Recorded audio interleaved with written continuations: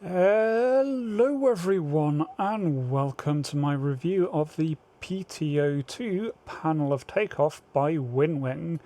Now, first of all, I need to give a little disclaimer here in that I did not pay for this particular panel. WinWing very nicely contacted me and offered to give one to me for free for the purposes of review. Now, this had been on my wish list for a very long time, always kind of sitting on the edge of pulling the trigger or not, and so I absolutely jumped at the chance of getting one of these for review. Now, WinWing have been very open with this. All they want is an honest review. They've not even given me any particular talking points they want me to cover, so this is entirely just an honest review. All opinions are my own. But since I didn't buy this myself, do just take that with a little bit of note, just in case there's any kind of unconscious biases there. But otherwise, with that little bit out of the way, let's jump in and review this product in full. So first of all, just briefly want to talk about the setup of this. It's pretty straightforward because the entire panel itself comes ready and assembled just in one unit. There is a little bit of setup to do with the little braces that keep it upright.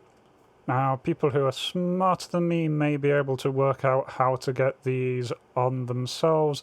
I did have to go and look up the instruction leaflet, and unfortunately the instruction leaflet is not included in the box. So this is similar to other WinWing products, but there are instructions online. There are some translation errors, but because it's not a big set of instructions, it's not too bad to try and work through. Basically, you just have to screw these things in. You've got a variety of different options depending on what angle you want it at and whereabouts you want the little stands with respect to the panel itself. Otherwise, it's just a case of using the Allen key provided to screw these in, and then that is all set. There is an option for a mounting panel to be able to clip this onto a desk. Unfortunately, that does not come as standard. That is a separate paid option. Currently looking at that on the website, that is $32.78 at time of recording. So is a little bit more expensive. For me, that's not an issue. I'm quite happy with my stuff on the desk rather than mounted around the desk edge. I find that a little bit easier. One thing I would have liked to see with the little panel mounts was the ability to drill them into the desk itself. I know that the other panels do have those. The HOTAS sticks that I've got have holes that you can drill in. I know some people really prefer that. This one just comes with little sticky circles that you can apply. To be honest, I've been impressed with the little sticky circles. I put 2 on each leg and it worked pretty damn well. It's not shifted at all since I've put it there. My desk is a real wood desk. I wasn't sure how well these would take to it, but they've taken really well. It's very solidly attached there without the need of screws. On the software side of things, I already had the Sim App Pro installed from using the WinWing HOTAS setup that I've already got, in which case it is just a case of USB plugging in the device into the back of the computer, auto detects, auto gets added to the Sim App Pro. There was no software installation needed there. If you don't have any other WinWing products though, you will have to download and install the Sim App Pro software if you want to take advantage of all of the nice little features that you've got here, but that's quite easy to find on the WinWing site and it's pretty easy download. As I covered in the review of the Orion HOTAS setup, the WinWing software isn't the easiest to use, but it's also not the hardest in terms of just getting it to work, getting everything on, adjusting brightness settings and so on. That's all pretty straightforward. And in terms of individual game setup, they've really come across no need to do any of that.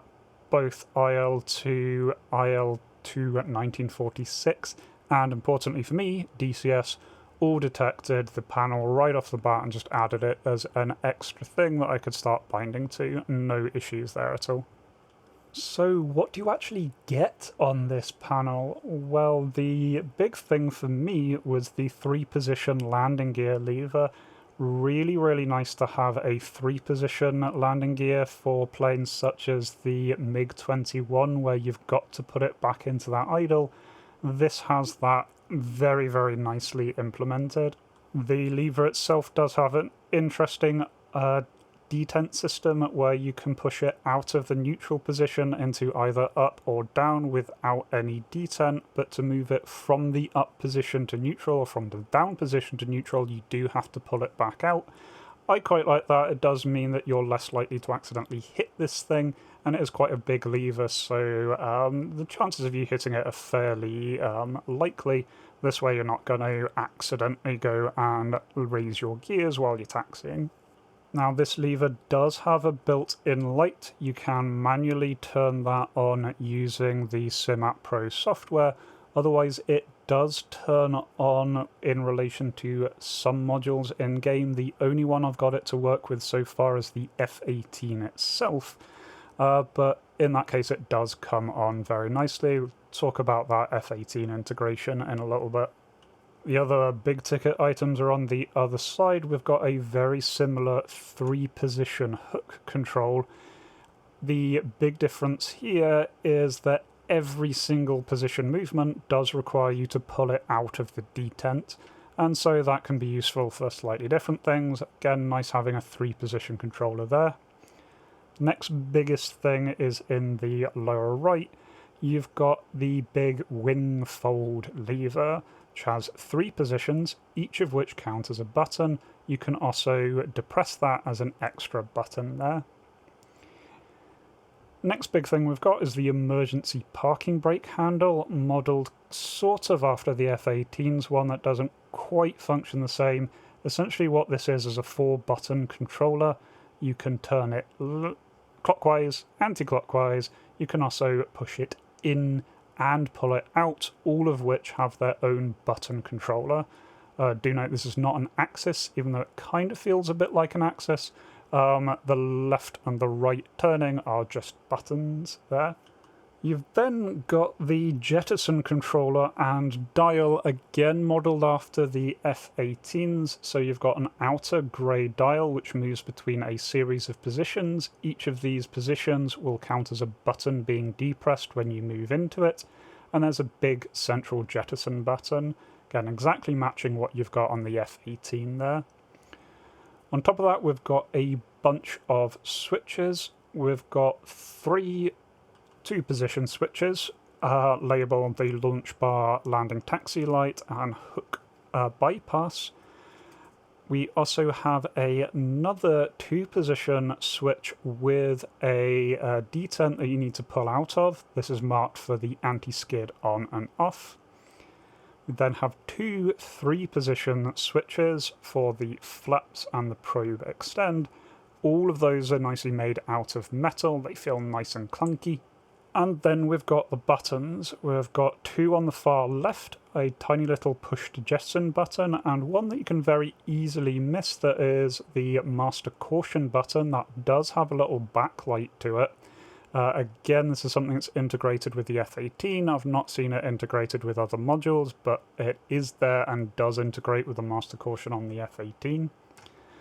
And then we've got 5 little buttons. These are just simple push buttons, again modelled after the F-18's jettison station select switches.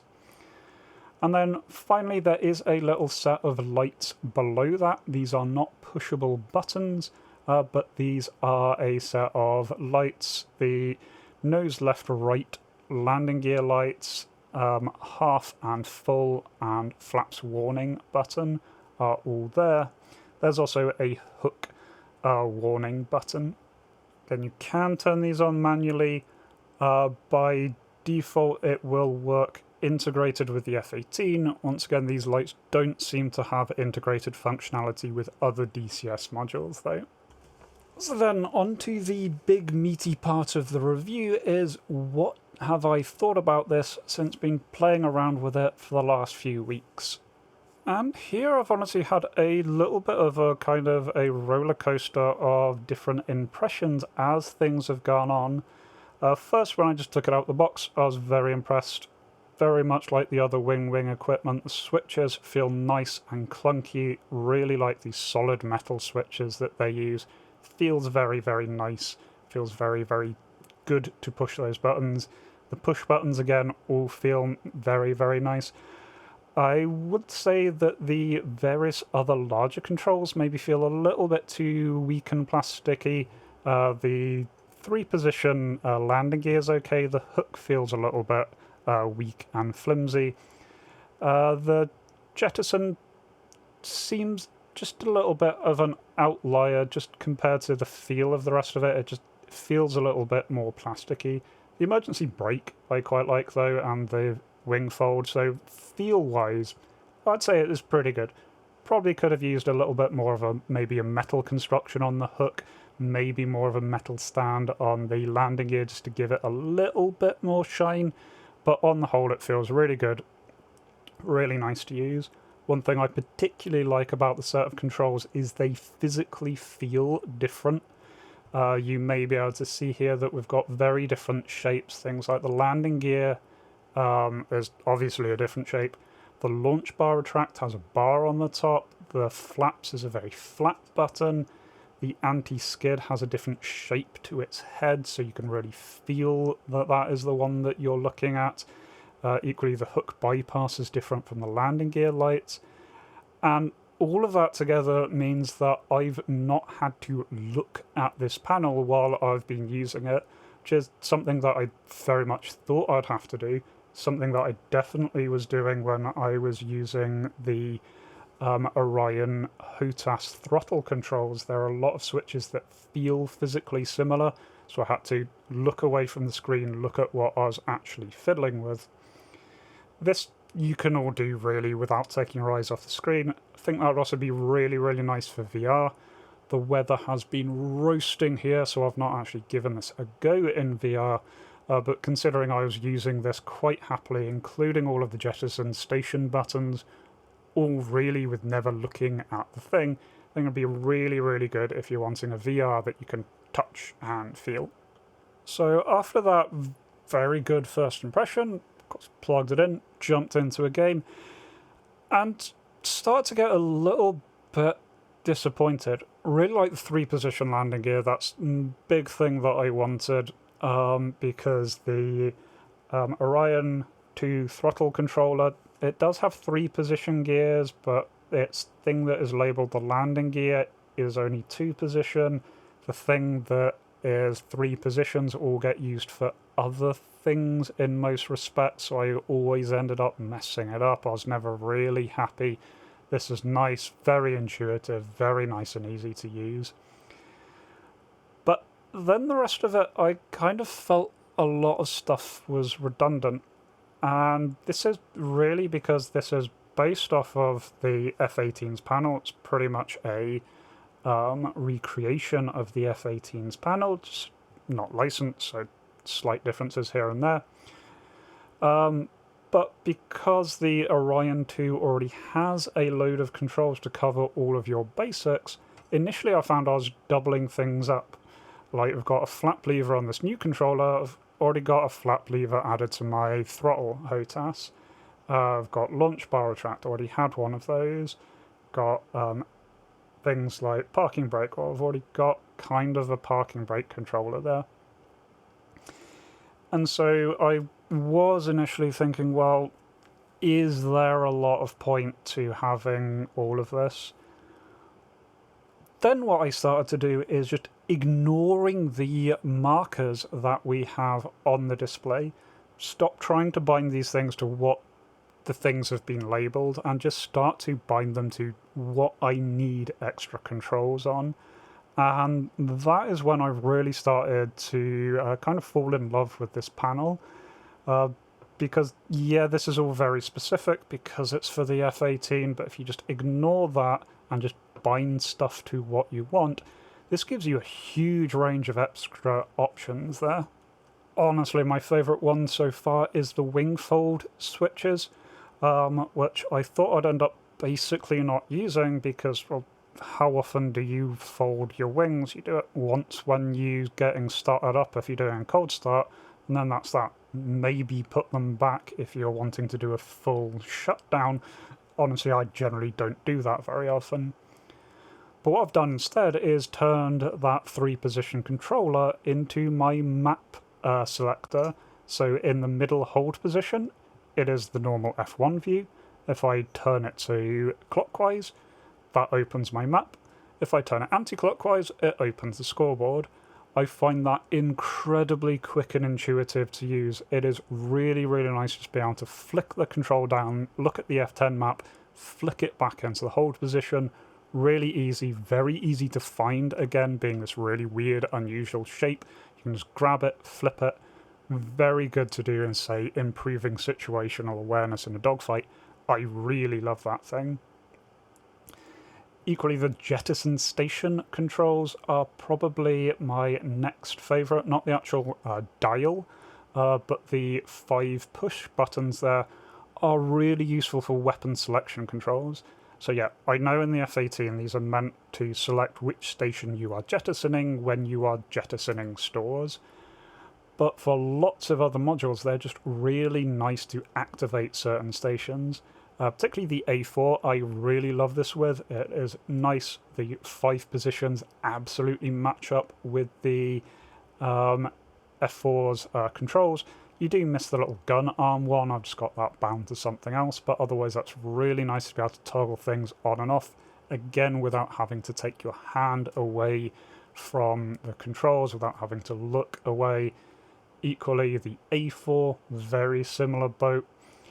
And also other aircraft that I've been finding, this matches with a lot of things. I've really, really been enjoying that as a very quick way of toggling various things on and off.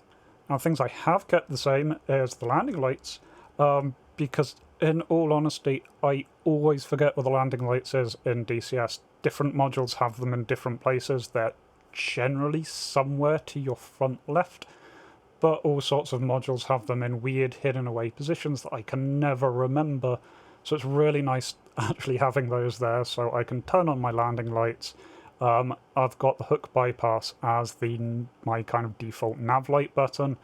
So now when I join a multiplayer server and it happens to be starting in the dark and I don't know where anything is, I can quickly get those on, no problem at all. The other one I've really been loving is that little anti-skid button, which I've not used at all for anti-skid. Instead, that is a fantastic little master arm button because you've got that little detent there to move it in and out. You're not going to hit it by accident and, say, disarm your weapons. But it is very useful. People who have been long-time viewers of my channel, you've probably seen a lot of times, especially in more modern jets, where I end up in a dogfight with my master arm off. And then I have to faff around because I normally don't have that bound to anything. I've not found anything good on the Orion 2 that I really like consistently using as the master arm. And so normally what I end up doing is I have to take my hand off one of the controls to move the mouse to go and flip the switch in the cockpit. Now when that happens, and it does still happen to me, I know exactly where to go to. I can just pull, grab that without ever having to take my eyes off the screen. Don't ever have to take the eyes off the dogfight. Really, really helps those situations. The emergency parking brake's an interesting one. I did initially think that would be such a cool thing to have as your ejection. This big yellow flashing thing you grab and pull for your ejection handle. And I did bind it to that. I think I've still got it bound to that as a couple of things. But the problem is muscle memory being muscle memory. I've not managed to reprogram myself with that. My fingers so quickly do go to Control E that I was just never using it. Even though it does seem like a really cool idea as an injection handle, pull the big yellow thing. Instead of actually going back to using that as the parking brake, and it does work pretty nicely there. And then I use the jettison controller for all sorts of different things for different modules. In particular, I've got to say the F4 is my favourite here. I've got the jettison controller set up to control the F4's flood mode. It's got perfectly the right amount of controls for you to set the various windows. So for example, I put it into the full left position when I am nose on, and then slowly as the aspect is changing further and further to the aft, I can just update that as I go. Makes Jester update it as you go, really quick, really intuitive. I found that really nice for getting into some F4 dogfights. And then the big jettison button I've just assigned to telling Jester to put it into that boresight flood mode. Nice having little buttons over on the other side. I use those for various different things, which is quite handy there. So yeah, all in all, I find that very, very useful, and for pretty much all the modules now, I've got most of these bound. Got different things bound for different modules, but I've kind of been offloading all of the weird module-specific stuff to this panel, and it's been working really, really well for that. Another thing I wanted to bring up there, going slightly off the topic of my normal content, but I have been getting back into IL-2. Now, as you see, I have got back into IL-2 1946. That's no problem. IL-2 Battle of X, though, does suffer from issues of relying on the Windows control setup, and Windows doesn't handle HOTASs very well kind of out of the box.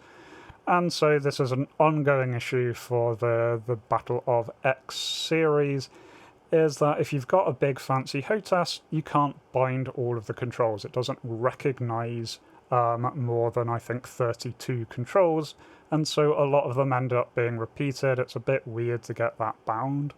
Now, there is an option in the WinWing software to try and bypass that, in which you've got an option to break the controller into 4 individual 32 control input controllers, virtual controllers.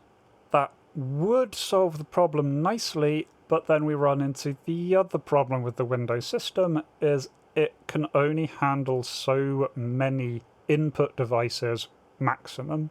I believe the limit is 7, I'm not entirely sure exactly what it was, but it is a surprisingly easy limit to overcome.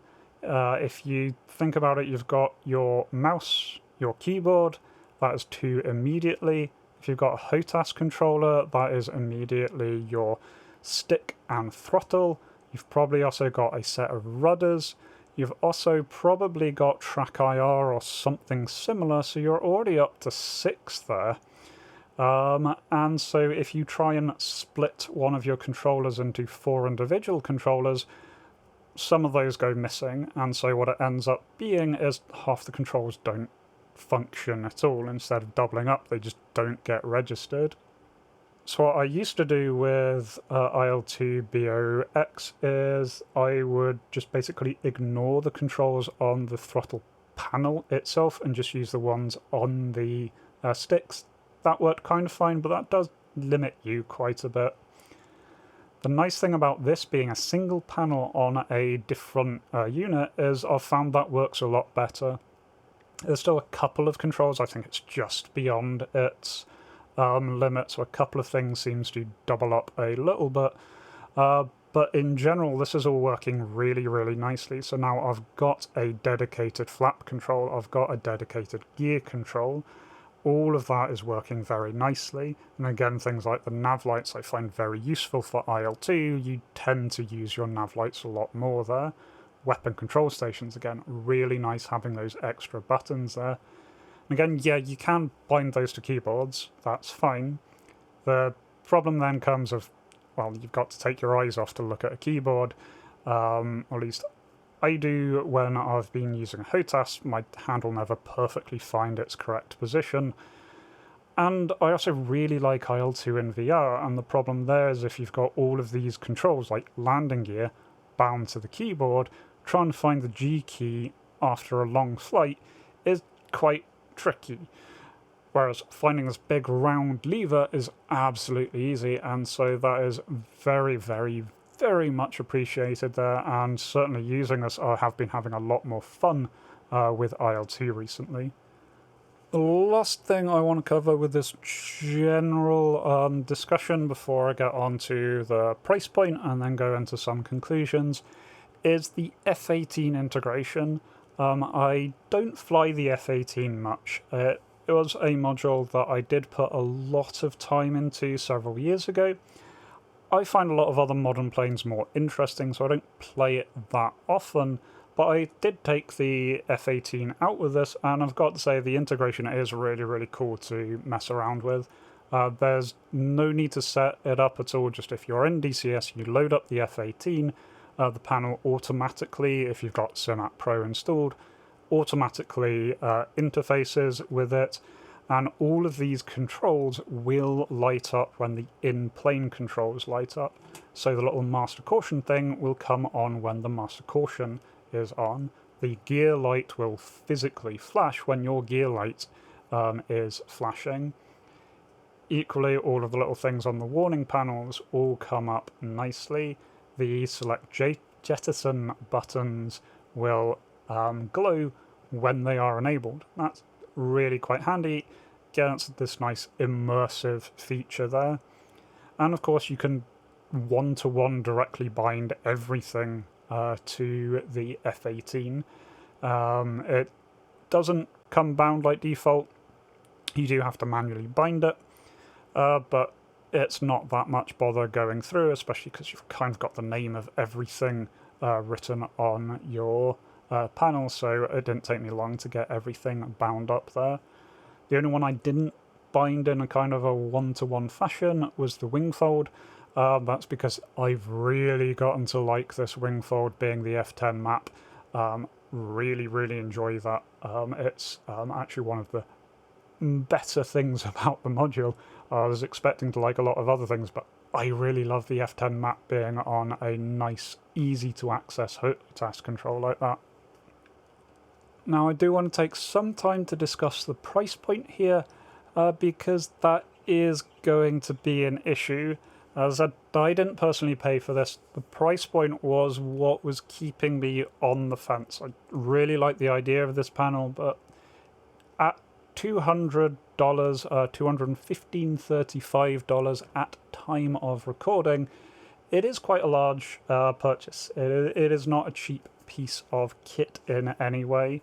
So very similar to my Orion 2 review, you do have to have a think about this. This isn't a minor purchase. The WinWing stuff is very high-end gear, but it does come with a price tag to match. Now, once again, at time of recording, this is actually on sale at $131, and that is a lot better there. And honestly, if it was a steady price of $131, I would find this a lot easier, just to hands down recommend. Honestly, if you can get it for $131, yeah, this is definitely worth it. Do bear in mind that you do have to pay the extra $32 if you want that mounting panel, if you want to mount it on the edge of your desk. So do factor that in. But $215, that is a lot. Now, everyone has different finances. You know your finances best. You know if you can afford to put 200 quid into this thing. But definitely the price point is something to think about. So then for the big bit, do I recommend this? And I'd say that that is qualified. If you can get it at 131, I would definitely recommend it at that price. $131 or equivalent, very worthwhile for what you're getting here. The number of controls, the workmanship that's gone into it, feel of everything, I'd say that's nice and easily worth it.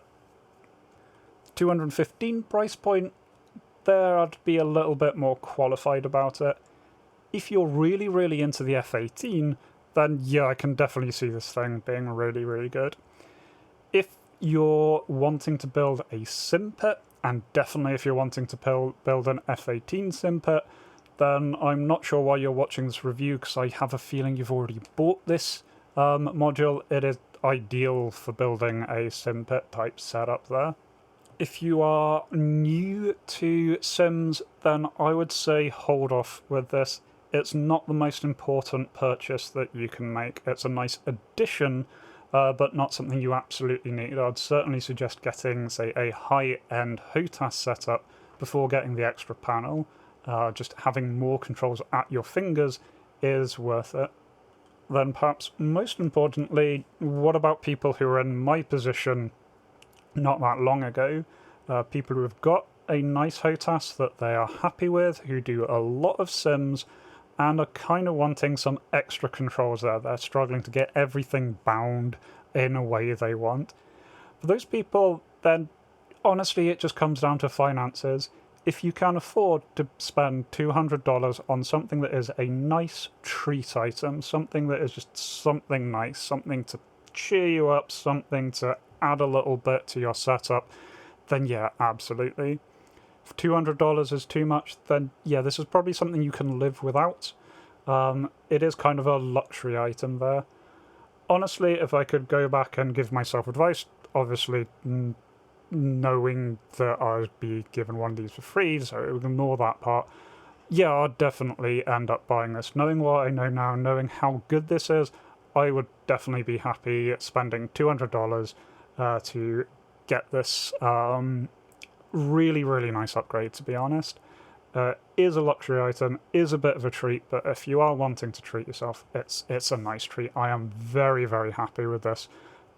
Definitely can't see myself going back to not using this now that I've got it. And as I said before, if you can get it at that cheaper price point, I would definitely go for that. 131 I think is an absolute steal for the quality and amount of controls you get here. One final caveat though, just before I start the outro, is bear in mind I've had this for about 3 weeks at this point. I've had no problems at all with any of the controls. Everything's working fine throughout those 3 weeks. Nothing feels like it's going to break and degrade. But I've only had this for 3 weeks, so I don't know what it's like going further into the future. Comparing to other WinWing products, my stick that I've had for well over a year now works absolutely fine, no issues with that.